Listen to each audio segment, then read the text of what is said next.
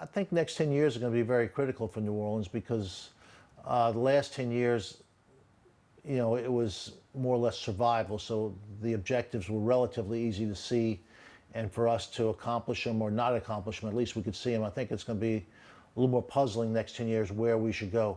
We have an opportunity with a major medical center coming on board. I'm very hopeful that that'll be very successful. We all are.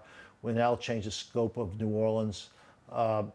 And I think what we have to do is be mindful of our culture here, because that's what's drawing people. That's what makes New Orleans different than any other city in the country or in the world.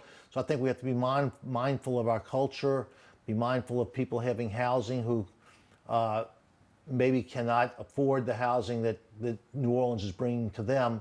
So we have to be mindful of that. And I think we have to be mindful of jobs. We have to keep the young, smart people here and not watch them move away. So those are, I think, our challenges are jobs.